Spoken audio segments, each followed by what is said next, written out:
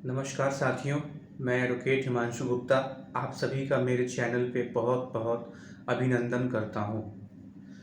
साथियों, बचपन में हम सभी लोगों ने शक्तिमान तो देखा ही है और सभी को याद होगा कि शक्तिमान जब ख़त्म होता था तो 10 मिनट के लिए एक 10 मिनट का एपिसोड आता था, छोटी छोटी मगर मोटी बातें।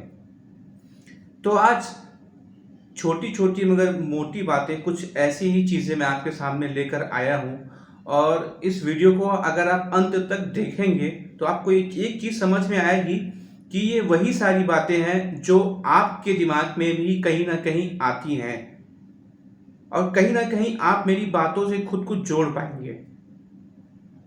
तो मेरी वीडियो को आखिरी तक ज़रूर देखिएगा और पसंद आए तो प्लीज़ इसको अधिक से अधिक सब्सक्राइब कीजिए और लोगों के बीच में शेयर कीजिए। मैं अपनी वीडियो की शुरुआत गांधी जी के एक कोट से करना चाहूँगा। गांधी जी कहते हैं कि आज़ादी का वास्तविक मतलब तभी संभव है या तभी है जब हमें गलती करने की आज़ादी होती है। आप इस पंक्ति पे ध्यान दे रहे हैं? मतलब आज़ादी का सही मायना तभी संभव हो पाएगा जब हमें गलती करने की आज़ादी हो। अब अगर इस पंक्ति को हम अपने जीवन में उतारने का प्रयास करें, अपने जीवन में जोड़ने के लिए इसको लेकर के जाएंगे तो हम पाएंगे ये कितना सार्थक है और कितना सच कहा है उन्होंने।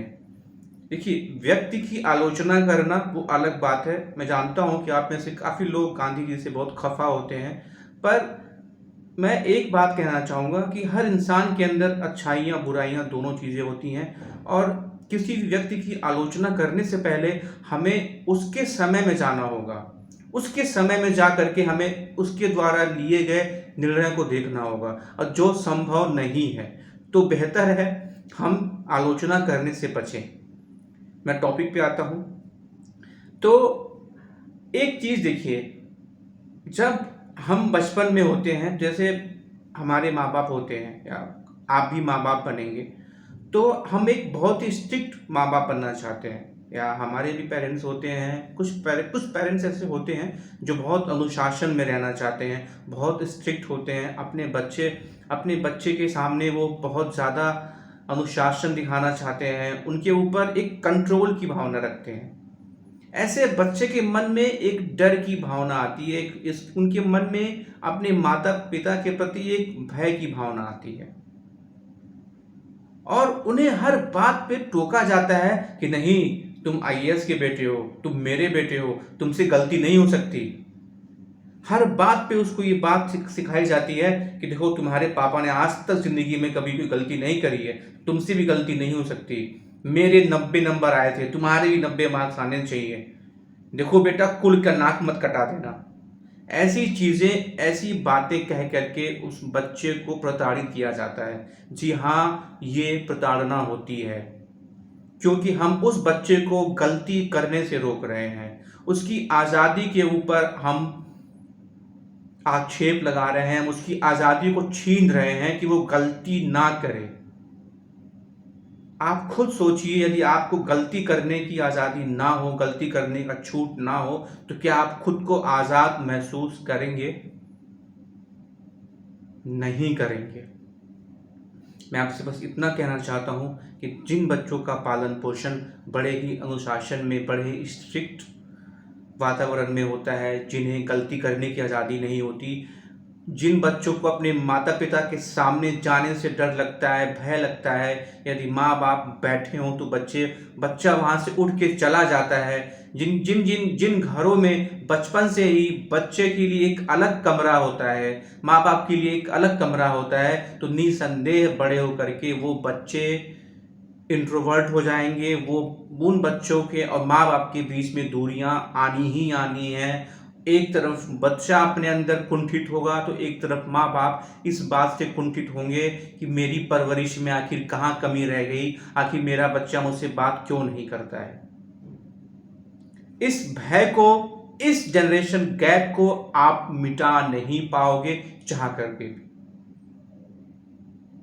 छोटी से छोटी बातों पे ध्यान दीजिए, छोटी सी छोटी चीज़ों पे ध्यान दीजिए। बच्चे के अंदर इतना भय बचपन से मत डालिए कि वो आपसे अपनी बात कहने में संकोच करे, आपसे अपनी बात कहने में भयभीत हो। वो गलती करने से पहले 100 बार सोचे, वो इतना फूक फूक कर कदम रखे कि उससे गलती हो। आप समझ रहे हैं, हम जब भी बहुत ज्यादा सोचते हैं, हम जब भी सोच सोच कर कोई काम करेंगे तो हमसे गलती होगी। अगर हम ये सोचे यार नहीं गलती हो जाएगी, गलती हो जाएगी, तो हमारे दिमाग में, हमारे सबकॉन्शियस माइंड में गलती शब्द चल रहा होता है, हमारा दिमाग गलती पकड़ता है और आप गलती करोगे। इस डर को, इस चीज को, ये जो रिपीटेड वर्ड्स होते हैं, नहीं मुझसे गलती नहीं होनी चाहिए वरना पापा मारेंगे, मुझसे गलती नहीं होनी चाहिए वरना टीचर मारेंगे, वरना मेरे को समाज में क्या कहा जाएगा, ऐसी चीजें, ऐसे शब्द बच्चे के दिमाग में नहीं आए। और ये तभी संभव होगा जब आप अपने बच्चे को, आप अपने छात्र को गलती करने की पूरी छूट, पूरी आजादी दोगे, ताकि वो अपनी गलती खुद करे और अपनी गलती से सीखे। और गलती करने के बाद वो आपके पास आए कि हाँ पापा मुझसे गलती हो गई है, मैं अगली बार सुधार लूंगा। ऐसा एटमॉस्फेयर उसको ना दें कि गलती करने के बाद वो आपके पास ना आए, किसी ऐसे संसाधन के पास जाए, किसी ऐसे व्यक्ति के पास जाए कि वो व्यक्ति आपके बेटे को आपसे कोसों दूर लेके चला जाए और आप अपनी परवरिश पे पछताओ और बच्चा अपनी परवरिश पे अलग पछता रहा होगा। इन सब बातों पे हमें ध्यान देना चाहिए। एक उदाहरण मैं आपको देता हूं और आप भी इस चीज को सोचिएगा। एक स्लम एरिया ले लीजिए, जहां पे ऐसे घर आप लें जहां पे एक कमरे में माँ बाप, भाई बहन सारे लोग रहते हैं। तो आपको पता है उस कमरे की, उस परिवार की खासियत क्या होगी? किसी के बीच में जनरेशन गैप नहीं होगा, एक दूसरे के बीच में कभी संवाद कम नहीं होगा, क्योंकि एक कमरे में सारे लोग रह रहे हैं, एक कमरे में माँ बाप, भाई बहन सब रह रहे हैं। सबके बीच में एक फ्रेंडली रिलेशन होगा, सबके बीच में एक मित्रता की भाव होगी, सब एक दूसरे से बोलेंगे, बात करेंगे और एक संवाद स्थापित करेंगे। ये अगर आप एक कमरे में रहते हो, एक कमरे के परिवार को अगर आप सोचते हो, तो आप संवाद नहीं करने का आपके पास तो कोई बहाना हो ही नहीं सकता। और आप देखोगे कि उस परिवार में माँ बाप के बीच में और बच्चों के बीच में एक बहुत ही सामंजस्य होता है, उन दोनों के बीच में एक मित्रता की भावना होती है। लेकिन यदि यही चीज़ अगर आप ऐसे परिवार की बात करो जहाँ पे माँ बाप के लिए अलग कमरा है, बेटे के लिए अलग कमरा है, बेटी के लिए अलग कमरा है, हर कोई अपने अपने कमरे में कैद है, अपने अपने टीवी में, अपने अपने मोबाइल में कैद है, तो क्या वहां पे कम्युनिकेशन स्थापित हो पाएगा? क्या वहां पे संवाद मुमकिन है? वहीं पे जनरेशन गैप शुरू होता है और हम एक दूसरे से बात करने से हिचकिचाते हैं, क्योंकि हमारी आदतें नहीं होती हैं हम एक दूसरे से बात करें। हमारी बातें वोकेशनली होती हैं, हम बहुत कम लिमिटेड टाइम के लिए बात करेंगे और हमको टोका टाकी पसंद नहीं आएगा। हम अपने माँ बाप के द्वारा टोके हुए शब्द, यदि वो हमें कुछ कह रहे हैं, कुछ डांट रहे हैं, हमें रोक रहे हैं, कहाँ जा रहे हो, इतना लेट क्यों आ रहे हो, कहाँ थे, तो हम बर्दाश्त नहीं करेंगे, हमें टॉलरेट नहीं होगा, क्योंकि हमने शुरू से इन सारी चीज़ों को झेला नहीं होता है। और यहीं से जनरेशन गैप शुरू होता है और यहीं से हम अपने माता पिता से दूर होना शुरू हो जाते हैं। पर इन सारी बातों पे हम ध्यान नहीं देते हैं, क्योंकि हमारे पास खुद के साथ बैठने का बिल्कुल समय नहीं है। हम 1 घंटा 2 घंटा यूट्यूब पे, रील्स पे बर्बाद कर देंगे, पर अपने ऊपर खर्च नहीं करेंगे कि हम अपने साथ 10 मिनट बैठ करके अपने परिवार के बारे में, अपने भाई बहन के बारे में, अपने बच्चों के बारे में, साथ में अपने बचपन के बारे में कि हमारी परवरिश कैसे हुई थी, इसके बारे में कभी विचार विमर्श नहीं करेंगे, उसको एनालिसिस नहीं करेंगे। और जब तक हम ये चीज़ नहीं करेंगे, मैं सच कह रहा हूँ, ये परिस्थितियां हर परिवार में उत्पन्न होंगी और आप इन परिस्थितियों से वाकिफ हो रहे होंगे, चाहे आज या कल, पर आप वाकिफ होंगे।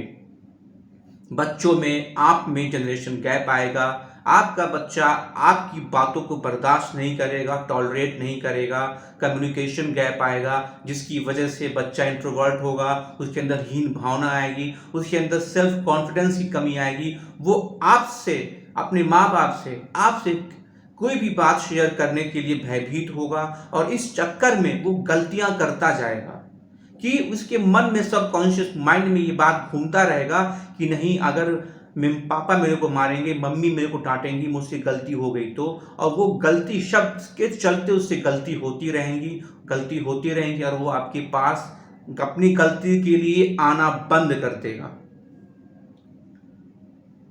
मुझे लगता है कि आज के लिए ये सारी बातें काफ़ी हैं। आप मेरी बातों को विचार करिए, गौर कीजिए, और अगर लगता है कि ये छोटी छोटी बातें, मोटी मोटी बातें हैं, तो इन्हें अन्य लोगों तक भी पहुंचाइए और मेरे चैनल को सपोर्ट कीजिए, सब्सक्राइब कीजिए। बहुत बहुत शुक्रिया आपका। शुभ रात्रि, धन्यवाद।